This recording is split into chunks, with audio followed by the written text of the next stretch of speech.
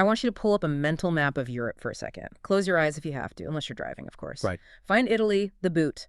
Go right to the top of the boot. Now slide just a tiny bit east. Just a little bit. You see that little wedge of land? It's squeezed right between Italy, Austria, Hungary, and Croatia. That is Slovenia. Yep. And for the last 10, maybe 15 years, that little wedge has been the absolute golden child of travel journalism. Oh, absolutely. It has been the reigning champion of the hidden gem narrative. You know the headlines? I do. The budget Switzerland. Europe's best kept secret. I mean, we have a stack of articles here from 2015, 2018, even as recently as 2022, all promising the exact same thing. Alpine majesty, emerald rivers, and castles. All for the price of a budget backpacker trip in the Balkans. Yeah. That was the promise.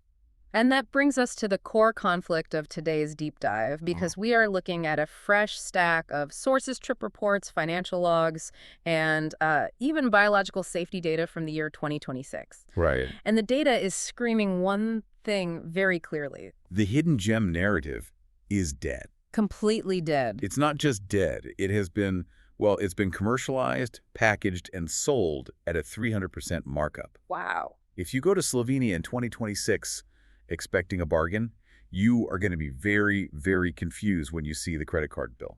But, and this is why we're here, it's not just about the money. I mean, the pictures are still stunning. The church is still on the lake. The mountains are still jagged. They are. The visuals are still there. So the question becomes, is the magic still there? Or have we, loved it to death? That is the mission today. We are going to answer if Slovenia, specifically the Alpine and Culinary Retreat, is worth the cost in 2026. And to do that, we're following the journey of two specific travelers from our source material. Let's call them Phil and H. Right. Phil is our financial pragmatist. He's the guy who tracks every single cent in a spreadsheet. Oh, I know a few Phils. He worries about parking fines, and he wants a return on his investment. Exactly. And then you have H. H is the romantic. H wants to drink wine in a cellar, look at the moon, and just, feel the vibes. And spoiler alert. Spoiler alert. Yeah.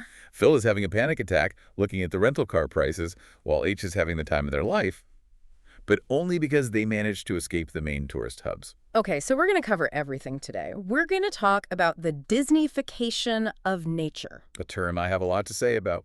The biological safety threats you definitely haven't thought about, and no, it's not pickpockets, and we're going to figure out who this trip is actually for, because the answer isn't everyone anymore. Definitely not anymore. So let's start with the context. How did we get here? You mentioned the Instagram effect, but looking at the map you described, I feel like the real issue here is geometry. It is. How big is this country, really? It is tiny, and I mean, surprisingly tiny. Slovenia is roughly the size of New Jersey. New Jersey, that's it. That's it. Mm. Or, if you're thinking in European terms, it's about the size of Wales. Wow, that's small. It is incredibly compact. No. But here is the kicker. The tourist zone. The parts everyone sees on TikTok. Yeah, the famous spots. The Julian Alps, Lake Bled, the Socha Valley, and that tiny little strip of coastline. That is a fraction of that already small space. So you take millions of global tourists, all chasing the exact same viral video of a church on a lake. Mm-hmm. And you pour them into a funnel the size of a single county in New Jersey. Precisely. And that creates what economists call a hyper-localized demand shock. It's a perfect storm. That's a great term for it. It's not that the whole country is full. I mean, you can go to the east and see empty fields for miles. It's that the specific roads you want to drive on, the specific viewpoints you want to stand on. The ones from the photos. Yeah, they were built for farm tractors and Yugos back in the 80s. They were not built for 10,000 rental camper vans and tour buses. And Phil's log mentions this explicitly. He talks about driving into the mountains, expecting this, pastoral, lonely drive, and instead he hit a traffic jam. A bad one. He said it rivaled Los Angeles on a single-lane road. That is the reality of 2026. It's the new normal there. The infrastructure is groaning under the weight of the Instagram effect, and this leads to what the sources call Disneyfication. Unpack that term for me in this context. What does that actually mean on the ground? Well, think about a theme park. In a theme park, you have turnstiles. You have one-way walking systems. Right. Timed entry slots? Timed entry slots. You have mandatory safety gear because of insurance liabilities. When a natural site becomes that popular, you have to manage the crowd like a herd. So it loses its wildness. Completely. So places that used to be wild, where you could just walk up to a waterfall, now have ticket booths and turnstiles and ropes. It stops feeling like nature and starts feeling like an attraction. Huh. That's a depressing thought. But before we scare everyone away, I want to clarify the vibe of the country. Yeah, that's important. Because I think when people hear Balkans or former Yugoslavia, they have a specific stereotype in mind, maybe a bit of grit, a bit of chaotic energy. And that is a misconception we need to correct immediately, because if you go expecting Eastern European chaos, you're going to be shocked.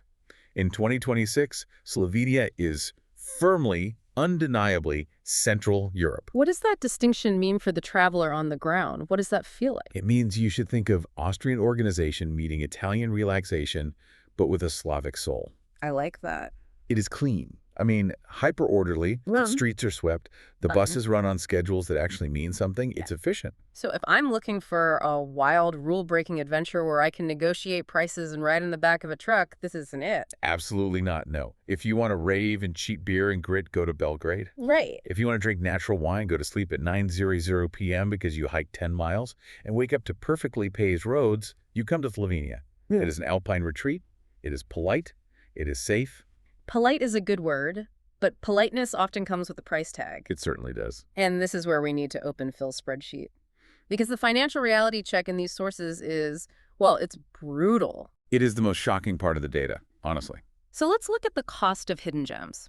First off, currency. They use the euro.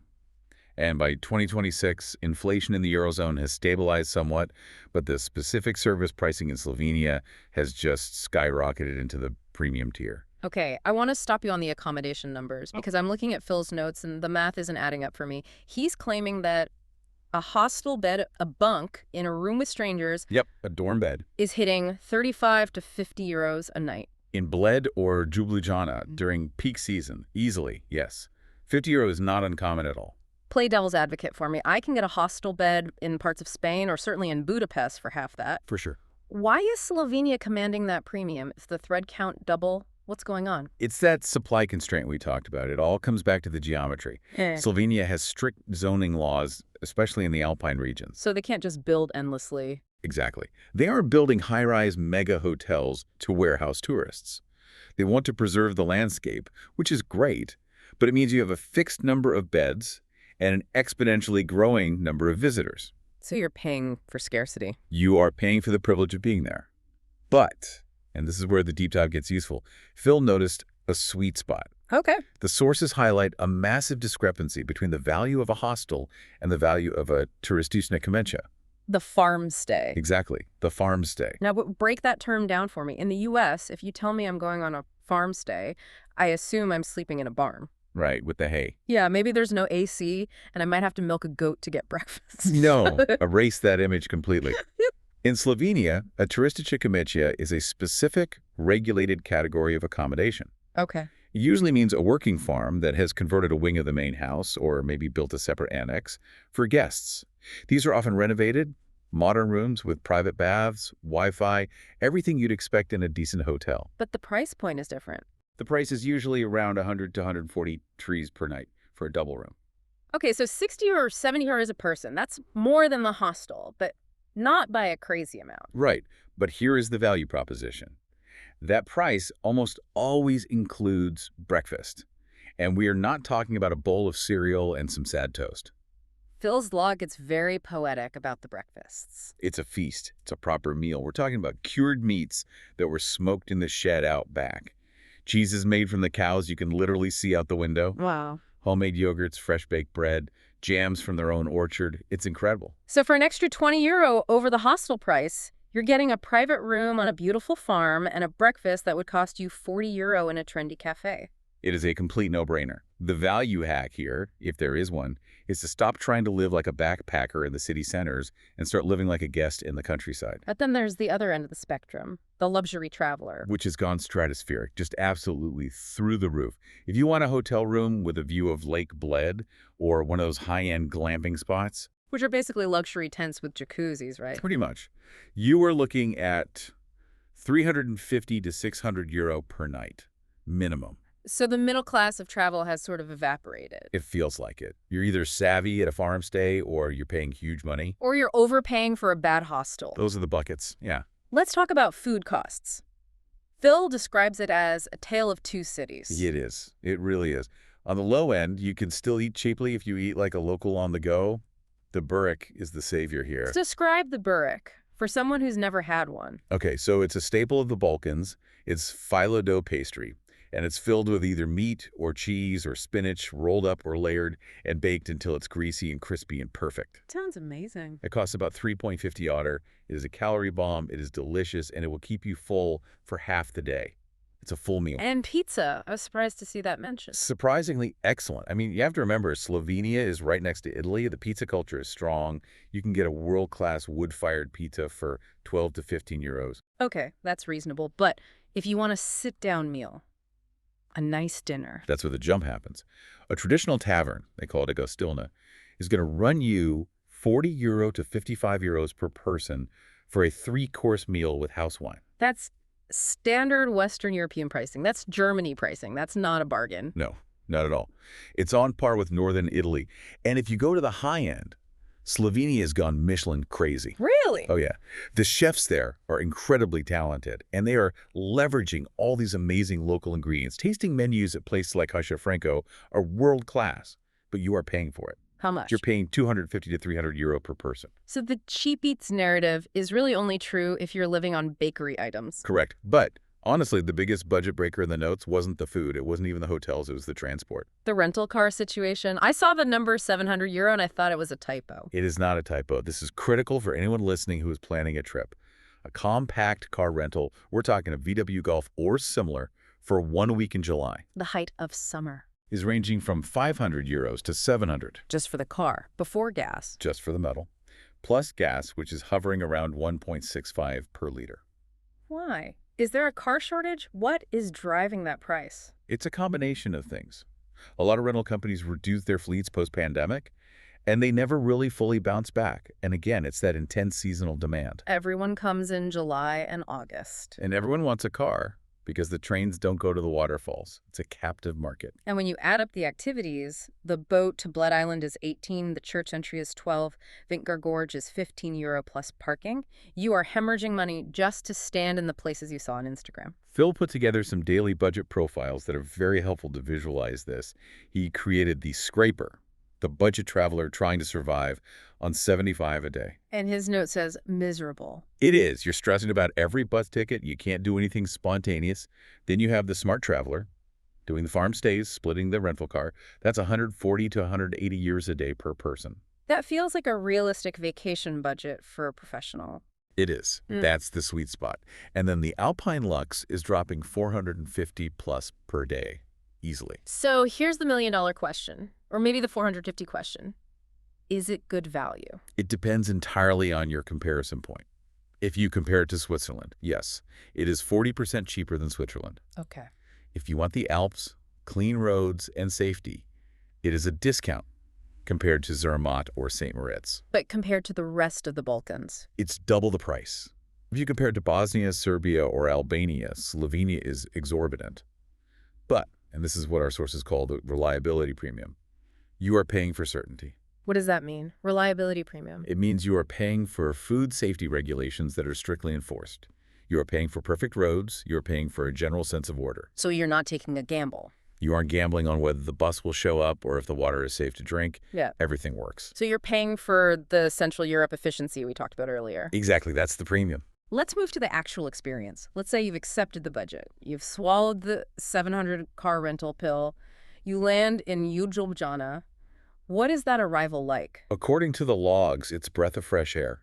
If you're used to landing at Heathrow or Charles de Gaulle or JFK, our Ljubljana Airport, LJU, is going to feel like a private spa. Small airports are the best airports. In 2026, absolutely. Phil noted that from wheels down to walking out, the exit took 20 minutes total. 20 minutes? That's unheard of. It's calm, it's efficient, it's a beautiful introduction to the country. And getting to the city. Here is the first logistics tip. Take the shuttle bus. There are shuttle vans waiting right there. It's about €5 to $9 depending on the company. Do not take a taxi unless you've pre-booked a fixed rate. Why? Is it unsafe? No, not unsafe at all. But they have been known to price gouge tourists. A ride that should be €30 suddenly becomes 60 because traffic was bad or it's the weekend rate. Just take the shuttle. Good to know. And once you're in Ljubljana, it's often called the living room of Europe. It's a very apt nickname. The center is completely pedestrianized. No cars. So what do you hear? You just hear footsteps, the clinking of glasses from cafes, Yeah. and the river Ljubljana flowing through the middle. It's incredibly green weeping willows everywhere, dragging their leaves in the water. Yeah. It's just calm. The architecture is mentioned a lot in the notes. This guy, Jože Plečnik. He is the architect who basically designed the modern identity of the city. His style is whimsical. Whimsical. Yeah, it's not the grand, imposing imperial architecture of Vienna. It's more human scale. You have bridges decorated with dragons, weird little pyramids, pillars that don't seem to support anything. It feels almost like a fantasy set. It sounds lovely, but even here in this peaceful living room, the price shock lurks. The coffee index. It's always the coffee index. Yeah. Phil sat down by the riverbank for a cappuccino. In his mind, he's in the Balkans, so he's expecting to pay maybe 1.50 grand. And the reality. 3.880. Ouch. That stings a little. It's not Paris prices, but for longtime travelers to the region, it's a bit of a shock. However, the safety assessment is glowing. This is something the family profile loved. Incredibly safe. The city feels gentle. The biggest threat is literally tripping over cobblestones. No joke. That's a good problem to have. It really is. It sets a tone of relaxation that makes the rest of the trip, specifically the crowded parts, feel even more jarring by comparison. Let's talk about the food deeper. We mentioned the costs, but let's talk about the soul of the food. Because our source, H, the romantic, had some strong feelings here. This is where we see that dichotomy between hospitality and transactions. It's so clear. The best moment of the entire trip wasn't in a Michelin star restaurant. It was in Gorjika Bruda. Paint the scene for us. So Gorjika Bruda is a wine region right up against the Italian border. It's often compared to Tuscany, but wilder, less manicured. Okay. H is driving through, gets a bit lost, and sees a small, hand-painted sign for wine. No reservation, no tour booking. No reservation. Just knocks on a door. An old man opens up. He speaks no English. H speaks no Slovenian. And in most tourist destinations, the door would close. Or they'd point to a QR code to book a tour. Right. Book online. But not here. No. The man waves them in. They end up sitting in the cellar for 3 hours. The man is slicing prosciutto that he cured himself. It's hanging from the ceiling. Wow. And they are drinking Rebula. Explain Rebula. I've heard it's a polarizing wine. It is. It's the indigenous grape of the region. And they make it in the traditional whey-skin contact. So it's an amber or orange wine. It doesn't taste like a crisp Pinot Grigio. What does it taste like? H described it as tasting like dried apricots and stones. Tastes like stones is such a wine nerd description, but I feel like I can taste it. It speaks to the minerality. But the key here is that this wasn't a transaction. H tried to pay, and the man waved it off, maybe took €10 for a bottle to go. That experience is what people are chasing when they go to Europe. And you can still find it? You can still find it in Slovenia, but you have to go to the edges like Pruda. Right. You have to get off the main path. Contrast that with the disappointment, the famous Lake Bled cream cake, the Carmenita. I feel like I'm committing heresy here, but the verdict from our sources is brutal. The notes call it a soggy block of sugar and custard. It's harsh, but it's accurate for the mass-produced version you get by the lake. Look, the original recipe I'm sure is great, but when you are churning out 5,000 slices a day for bus tours, quality suffers. It's inevitable. The pastry gets soggy sitting in the fridge. The custard is stiff. It's just sad. And the price. €7 a slice. It is the definition of a tourist trap. Yeah. You go, you take the photo of the cake with the lake in the background, you take one bite, and you regret it. So what's the alternative? What should you eat instead? The source suggests the apple strudel is the superior choice. Always bet on the strudel in that part of the world, or the potica, the net roll. Much more authentic. Okay, we need to get into the traps, because Phil, our pragmatist, identified some logistical nightmares that can ruin your trip if you aren't prepared. Yes. And these aren't just it costs a lot. These are you will get fined. Correct. These are financial penalties waiting to happen. Let's start with trap. #1, the e-vignette. This sounds like a sci-fi villain. It's the highway toll system. And for listeners used to the US or France, Right. where you stop at a booth and pay cash or tap a card, Slovenia doesn't do that. There are no booths at all. No booths. You don't pay on the road. It is a fully digital enforcement system. It's essentially a surveillance net over the highway. You drive onto the highway at 130 kilometers per hour, and cameras scan your license plate. So if you just drive in from Italy or Austria thinking, oh, I'll pay at the exit, you've already messed up. You have already committed the violation. The moment your tire hits the asphalt, without that digital registration in the database, the system flags you. You're caught. And the fine isn't a slap on the wrist. It's punitive. It can range up to €300, Mm, and they are very good at collecting it from rental agencies who will then tack on their own administrative fee. that is a trip-ruining fine. A 300 surprise. And it happens to tourists constantly. The fix is so simple. Buy the weekly pass online. It's about €16 while you are still sitting on your couch at home, before you even leave for the airport. So just do it in advance. Just put your plate number in, pay the 16, and forget about it. It's the cheapest insurance you will ever buy. Okay, what's trap #2? Parking at Bled. Oh, boy. This is a classic supply and demand failure. In July and August, the parking lots in Bled are full by 8:30 a.m. 8:30 a.m. That's vacation time. I'm still eating my farm yogurt. If you arrive at 10 a.m. expecting to park near the lake, you are delusional. You will spend an hour circling, getting more and more frustrated. And if you try to park illegally on a grass verge, Torture. aggressive towing and immediate fines. The locals are tired of cars blocking their driveways, and I don't blame them. So what's the fix? What do you do? Park outside the town. There are shuttle lots. Or, better yet, stay in a village 10 kilometers away and take the bus in. Do not try to bring your car to the lakeshore. It is a losing battle. You will lose. Got it. Trap #3, the Sunday shutdown. This catches Americans off guard especially. Slovenia has strict labor laws regarding Sunday work. Most grocery stores and shops are closed on Sundays. Completely closed. Like, not just reduced hours. Doors locked. Yeah. Lights off. Closed. So if you're planning a big hike on Sunday and you didn't buy water or sandwich supplies on Saturday? You are hungry. Or you are buying really overpriced, sad snacks at a gas station, which are the only things allowed to be open. I see a note here from Phil. Let me guess. It's about croissants. Phil's log has a very sad entry about eating stale gas station croissants for lunch on a Sunday because he forgot to shop. I can feel the sadness. Don't be Phil. Don't be Phil. Trap #4, the thick walls myth. This is about accommodation and climate change. We talked about farm stays being great, but many of them and many older hotels do not have air conditioning. But it's the Alps. It's supposed to be cool, right? Not in July 2026. Summers are regularly hitting 35 degrees C, that's 95 degrees in Mayan, and the host will tell you, oh, don't worry, the house has thick stone walls, it stays cool. Him does it. It stays cool for the first day of a heat wave. By day 3, that stone absorbs the heat and turns into a pizza oven. Oh, no. It radiates heat all night. If you are someone who needs a cool room to sleep, you must verify AC specifically. Do not assume alpine means cool. Okay, let's talk about the main attraction, nature. Because despite the parking wars, people go for the outdoors. But there's a paradox here. The paradox of solitude. The social media lie, the drone shots, they suggest you will be alone on a misty mountain. The reality in the hubs is motorcycle convoys and diesel buses. So let's use an example, Vintgar Gorge. This was listed as a major disappointment in the logs. This is the prime example of Disneyification. It's a beautiful gorge, turquoise water, vertical walls.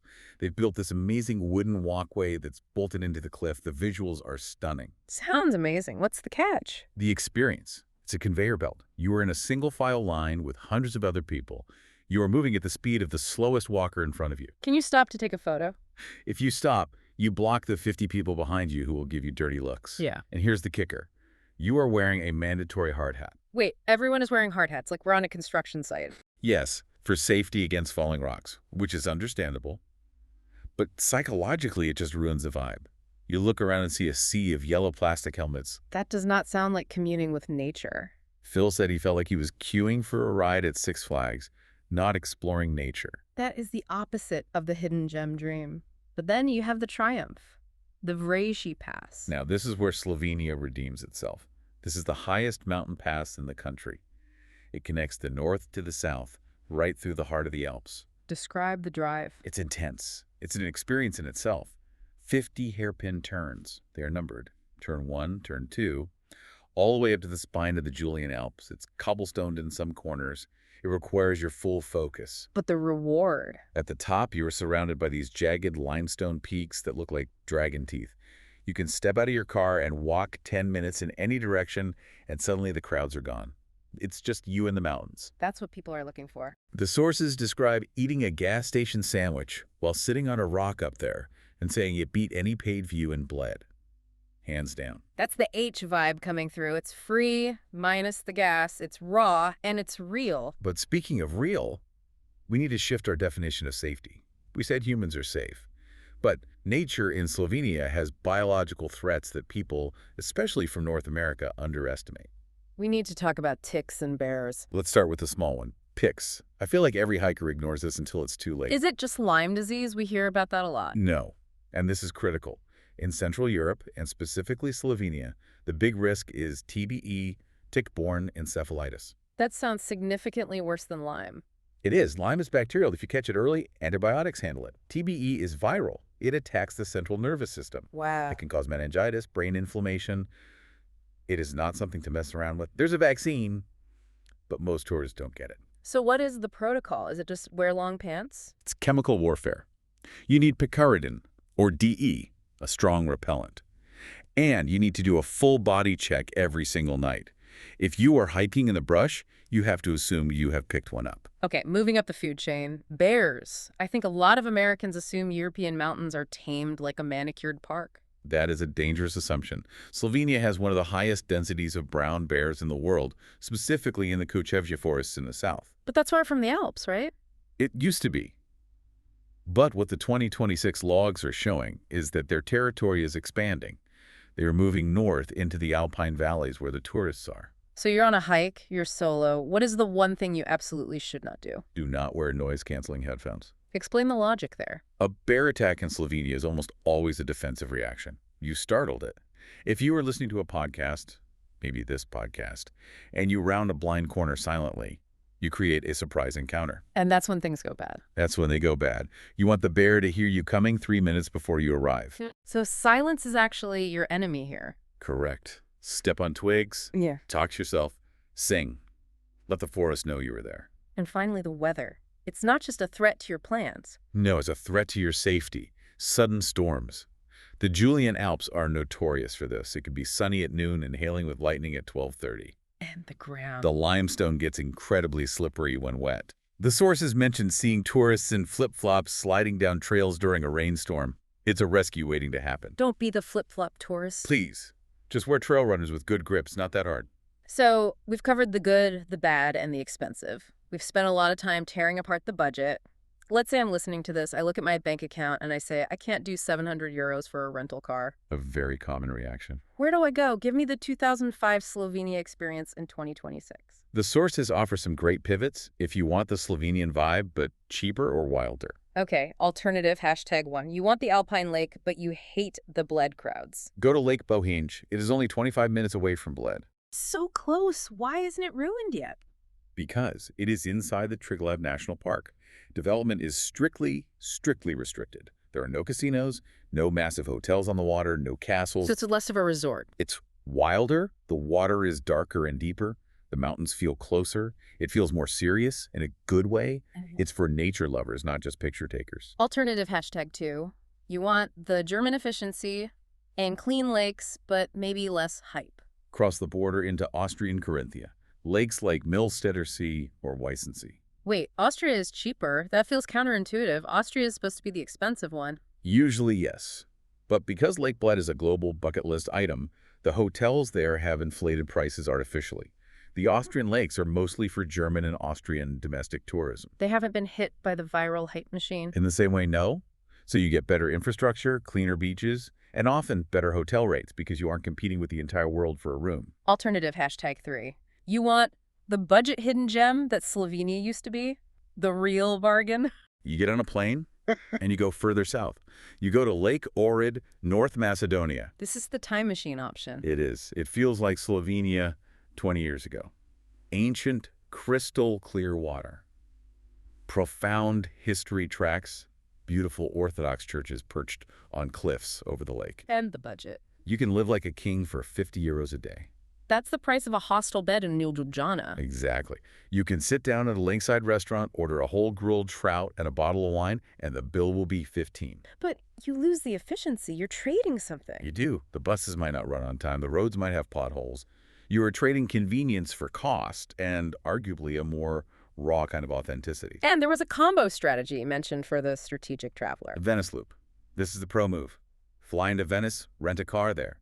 Italian rentals are often cheaper than Slovenian ones. Interesting. Drive up through Udine, hit the Socha Valley in Slovenia for the incredible nature, skip Bled entirely, Go to the wine region, Bruta, and loop back to Italy. So you get the best of both worlds. You get the best food, the best wine, and you avoid the worst tourist traps. That sounds like a fantastic trip. Okay, let's bring it home. We have the verdict matrix. We're going to look at different traveler profiles and decide, is Slovenia worth it in 2026? Let's do it. Profile 1, the backpacker. Budget under €80 a day. Verdict. And no. Hard no. No wiggle room. It's just too hard. Without a car, you miss the best parts. The hostels are overpriced. You will spend your whole trip stressing about money eating bakery snacks. Go to Albania or Bosnia. You'll have a much better time for your money. Profile 2, the mid-range couple. Budget around €251 a day total. Verdict. Yes. A strong yes. This feels like the target audience now. It is the sweet spot. You can afford the rental car. You can stay in those incredible farm stays. You can buy the wine directly from the maker. Just, and this is key, avoid July and August if you can. Go on the shoulder season. Go in late September. The water is still warm enough to swim in, but the crowds are half the size and the prices drop a little. Profile 3, the family. Kids under 12. Verdict, yes. Wrong. Another strong yes. Why? What makes it great for families? Safety. It is incredibly safe. It is clean. You don't have to worry about the tap water or food hygiene. And kids love it. They love the caves. Postojna Cave specifically has a little train that goes inside. That sounds cool. Castles are everywhere. It feels like a fairy tale. But you must book 6 months ahead. Family rooms and farm stays with apartments vanish first. And finally, profile 4, the luxury traveler. Money is no object. Verdict. Absolutely. Without a doubt. Why is it so good for them? Because the quality is world-class. The food, the wine, the wellness resorts, and you get it without the snobbery you might find in some other traditional luxury destinations like France or parts of Italy. It is high quality, but it's friendly and unpretentious. So the final consensus, what's the one-line summary? Slovenia is worth it if you shift your mindset. You have to treat it as a premium alpine destination like Switzerland or Austria. Not a budget destination. If you go expecting a bargain, you will be bitter. If you go expecting quality and are willing to pay for it, you will be delighted. And you have to work a little harder to find the magic. The magic is still there. The silence in the mountains, the apricot wine, that old man in the cellar. But you have to drive 20 minutes away from the church on the lake to find it. It's not handed to you on a platter anymore. That's the takeaway. The fairy tale isn't ruined, but the bargain is gone. And here is a thought to leave you with. Go on. If a destination becomes so popular that you have to wear a hard hat and stand at a single file line to see a river, have you actually seen nature? Or have you just consumed it like a product? That's going to stick with me next time I'm queuing for a review. As it should. I think it's a question we all need to ask ourselves. Watch your budget. Avoid the cream cake. And eat the potica instead. Which kind? Ideally the walnut one. It's the classic. Thanks for deep diving with us. We'll see you on the next one.